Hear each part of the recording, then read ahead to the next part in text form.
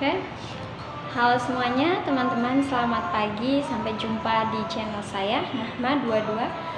Baiklah, dalam kesempatan pagi yang berbahagia ini izinkan saya untuk menyampaikan bahasan selanjutnya ya, terkait dengan metodologi penelitian. Oke, teman-teman semuanya, hari ini sudah siap mengikuti materi hari ini ya.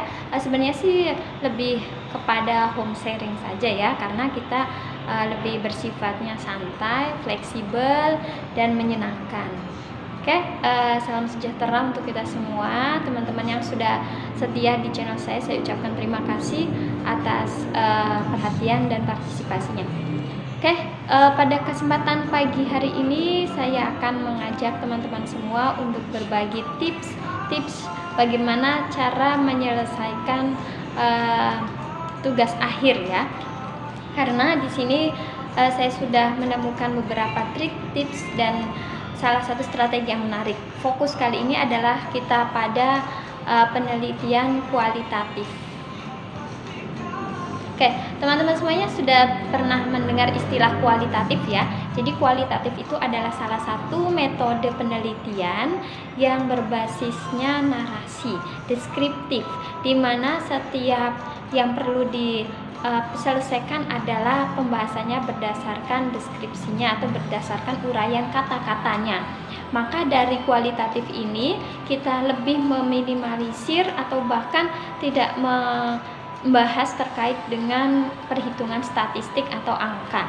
Pada kualitatif ini memiliki beberapa tipe yang mana latar belakang dari kualitatif itu bersifatnya grounded research ya. Artinya penelitian kualitatif ini bersifatnya naturalistik, human instrument. Jadi yang akan menjadikan tolak ukur keberhasilan penelitian ini adalah si peneliti itu sendiri. Sehingga muncul ada namanya key informant. Kalau kita melihat sifatnya yang begitu natural, yang begitu fenomena, maka bisa diangkat menjadi satu kategori penting ya, di mana penelitian ini nanti akan membahas terkait gejala-gejala sosial, fenomena sosial yang nampak, kemudian juga ada beberapa persepsi dari pandangan yang lain. Artinya di sini kita sebagai seorang peneliti, kita sebagai seorang student, kita sebagai seorang pembelajar akan mengupgrade keilmuan kita dari hari ke hari untuk meningkatkan nilai-nilai kualitas kita sebagai seorang instrumen. Apa saja yang perlu kita pahami dari penelitian kualitatif ini? Di antaranya yang pertama adalah kita menyadari bahwa ada jenis dan perbedaan, sehingga tipe desain penelitian ini bervariasi atau multi. Yang pertama kita ketahui adalah penelitian kualitatif ini memiliki jenis perbedaan. Di antaranya yang pertama ada fenomenologi. Fenomenologi ini membahas terkait fenomena sosial yang terjadi di masyarakat. Dan penelitian ini bisa bersifatnya fenomenologi. Contohnya sekarang banyak sekali kasus-kasus gadget ya. Artinya media sosial itu sudah menjadikan ranah dari kebutuhan manusia hari ini. Dan bahkan ada kecanduan Mobile Legends juga. Hal ini bisa bersifatnya fenomena jika di sekolah atau lembaga tertentu memang banyak terjadi sesuatu hal yang membahas dan dialami oleh siswa tersebut. Nah, kejadian ini kan bersifatnya fenomena sosial ya. Kemudian ini adalah desain. Yang keduanya adalah studi kasus, case study. Studi kasus ini terbagi menjadi dua bagian. Yang pertama ada studi kasus yang bersifatnya tunggal, yang kedua ada bersifatnya multi kasus. Keduanya itu memiliki perbedaan dan ciri-ciri yang berbeda. Studi kasus yang bersifatnya case study tunggal ya, di mana kasus tunggal yang dialami oleh seorang individu, klien, yang memang dia aspek permasalahannya hanya pada satu dan seorang peneliti melakukan penelitiannya pada satu subjek. Tetapi dari multi kasus ini kita menangani berbagai macam klien, individu yang lebih dari dua, atau bahkan permasalahannya itu berbeda-beda. Kita menghadapi 5-6, ini kan cukup berat juga ya. Artinya dari multi kasus yang dihadapi oleh seorang peneliti itu harus bisa menemukan titik penyelesaiannya dari troublemaker itu menjadikan seorang problem solver.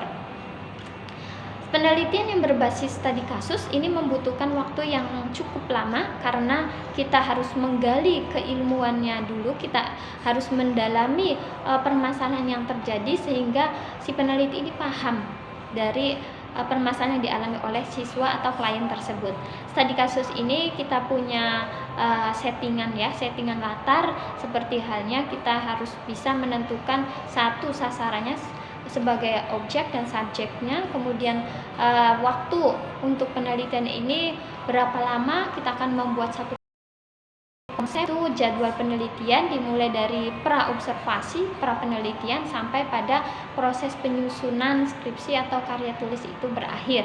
Maka dengan adanya fase-fase tersebut ini bisa mendukung kemudahan bagi teman-teman yang memang kesulitan mengumpulkan data, karena data ini bersifatnya sangat penting. Bagi kualitatif ini yang dibutuhkan adalah data instrumentalnya, dimana ketika data itu kita butuhkan, kita peroleh, maka diadakan oleh si peneliti dengan berdasarkan apa yang ada, fakta dan datanya adalah salah satu bentuk laporan yang penting dan harus dilaporkan. Contohnya, kalau di lapangan itu kita temukan bahwa fenomena gadget itu digunakan satu hari 10 kali, kemudian kita laporkan di laporan karya tulisnya itu satu hari 7 kali. Ini tidak dikatakan sebagai reliable karena apa yang terjadi di lapangan itu tidak sesuai ya dengan laporan yang ada. Maka kita sebagai key informant harus sesuai dengan pelaporannya, data, fakta sesuai realita. Oke, kemudian yang ketiga kita kenal dengan adanya grounded research ya. Grounded research di mana nanti teman-teman bisa mendalami lebih dalam lagi jenisnya bagaimana, seperti apa tipenya, dan apakah kesesuaian dengan konteks sosialnya sesuai atau tidak.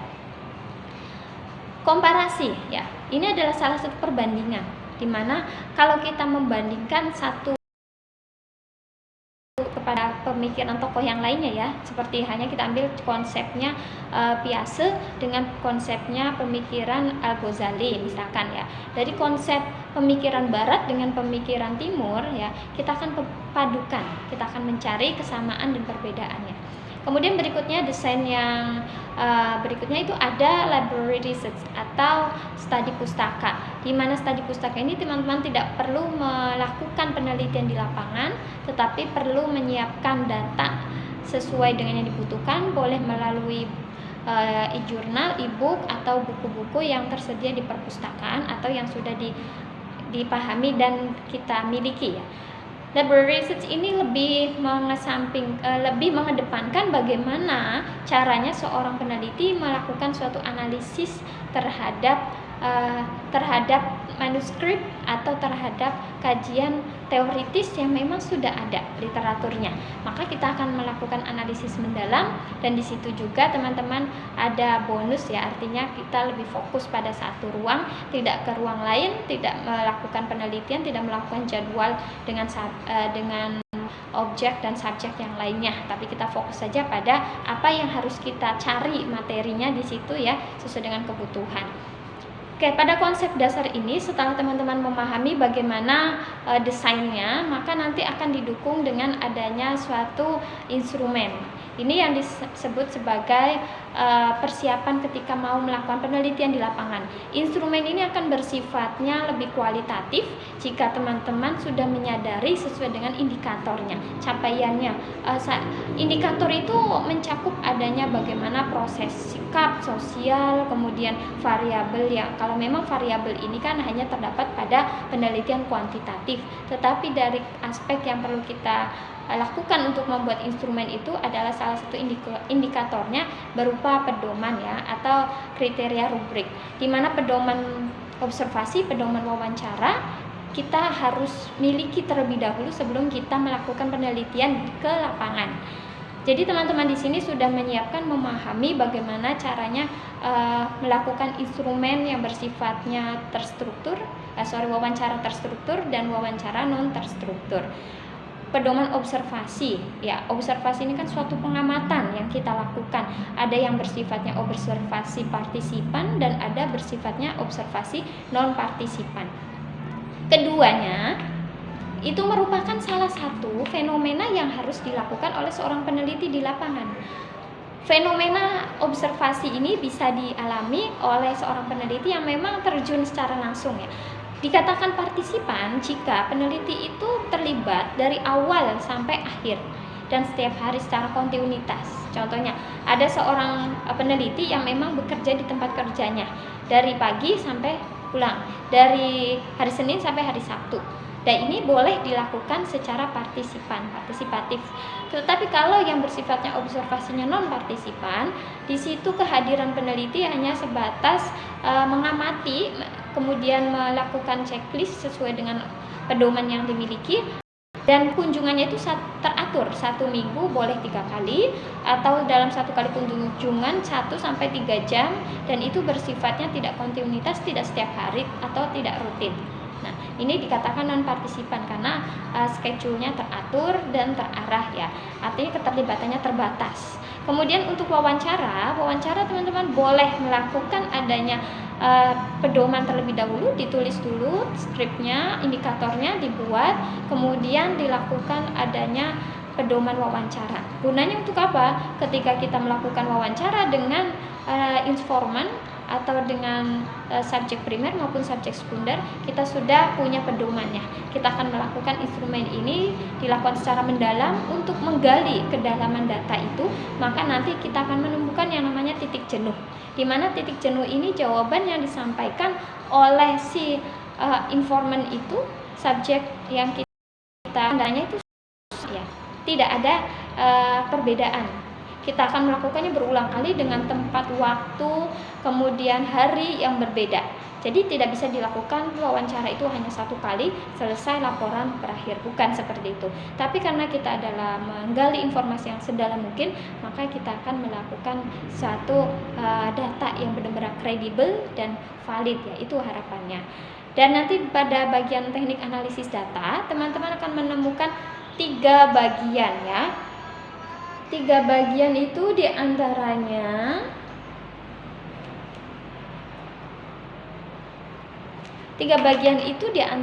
yang pertama ada triangulasi, ya, 3 gabungan antara dokumentasi, wawancara, dan observasi. Observasi, wawancara, dan dokumentasi, maka akan dilakukan adanya triangulasi.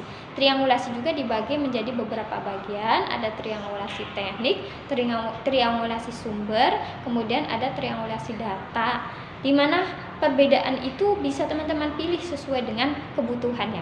Jadi kita akan memilih salah satunya saja. Ya, teknik yang tepat untuk analisa data ini seperti apa dan bagaimana dan harus mengapa. Ya. Kemudian perhatikan juga nanti bentuk-bentuk pertanyaan dari seorang human instrument atau key informant itu peneliti kepada si subjek. Kemudian diatur waktu, setting, dan setiap kali data itu didapatkan dari lapangan, usahakan harus segera dilaporkan dengan kita melakukan suatu resume ya, resume di catatan kita. Kemudian nanti kita akan gunakan data ini, kita akan simpan, kemudian kita akan lakukan secara teratur setiap hari atau bahkan 1 minggu berapa kali untuk selalu melaporkan baik secara tertulis maupun secara lisan. Karena kalau kualitatif ini diabaikan, maka datanya cepat lupa, tidak dicatat, maka kita mudah hilang ya. Artinya nanti dikhawatirkan kalau tidak segera dilaporkan secara tertulis ya, diketik, kita simpan resumenya, maka datanya dikhawatirkan tidak valid atau tidak sesuai dengan data yang sebenarnya. Kata kuncinya untuk kualitatif, teman-teman akan selalu aktif, kreatif, dinamis, inovatif, dan terus berkarya. Kemudian juga ada rasa kemauan dan kemampuan. Jadi konsep penelitian dasar ini adalah kita mau apa dan seperti apa. Karena yang paham jalannya penelitian itu adalah si peneliti itu sendiri ya. Jadi teman-teman harus dipahami apa yang sudah terjadi di kondisi secara real dan realitanya bagaimana berdasarkan permasalahan memang terjadi. Oke, I hope it enough. Thank you for your attention. I'm sorry if we have mistake. Wabillahi taufiq wal hidayah. Semoga bermanfaat. Wassalamualaikum warahmatullahi wabarakatuh. See you later.